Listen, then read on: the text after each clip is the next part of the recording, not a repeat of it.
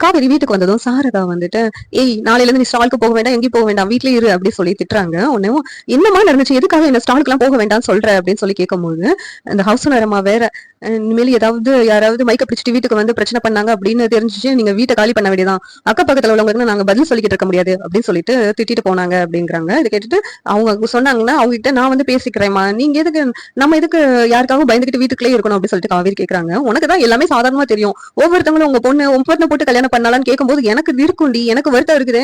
அது உனக்கு புரியாது" அப்படின்னு சொல்லிட்டு சாரதா வந்து திட்டிக்கிட்டு இருக்காங்க. "உனக்கும் அவனுக்கும் டிவோர்ஸ் வாங்கி கொடுத்தா தான் சரிப்படும்" அப்படின்னு சொல்லிட்டு சாரதா சொல்லிக்கிட்டு இருக்காங்க. இது கேட்டுட்டு உடனே காவேரி அழுகுறாங்க. "காவேரி, இனிமேல் நீ இந்த வீட்ல இருக்கிறது உனக்கும் நம்ம குழந்தைக்கும் நல்லது கிடையாது. வா காவேரி, நீ இப்பவே என் கூட" அப்படின்னு சொல்லிட்டு காவேரியை கூப்பிட்டுட்டு விஜய் வந்து வீட்டை விட்டு வெளியில வர்றாங்க. அந்த நேரத்துல ஹவுஸ் ஓனர் ஒய்ஃபும், "தம்பி, நீ இந்த வீட்ல இனிமேல் இருக்க வேண்டாம். இந்த வீட்டை காலி பண்ணிடு" அப்படின்னு சொல்லிட்டு சொல்றாங்க.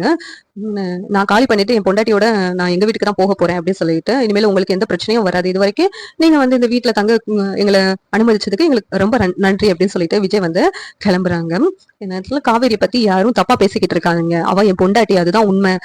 யாராவது மைக்க பிடிச்சிட்டு வந்து ஏதாவது கேள்வி கேட்டாங்கன்னா அதெல்லாம் நம்பி நீங்க பேசுறதெல்லாம் என்னால சகிச்சுக்கிட்டு இருக்க முடியாது இனிமேலும் அப்படின்னு சொல்லிட்டு விஜய் அந்த ஹவுஸ் ஓனர் கிட்டையும் சொல்லிட்டு போறாங்க. நீங்க வந்து யாராவது காவேரி பார்க்கணும்னா அங்க வந்து பாத்துக்கோங்க, நான் வர வேண்டாம்னு சொல்ல மாட்டேன் அப்படின்னு சொல்லிட்டு விஜய் வந்து காவேரி கூப்பிட்டுட்டு வேமா வீட்டுக்கு கூட்டு போயிடுறாங்க.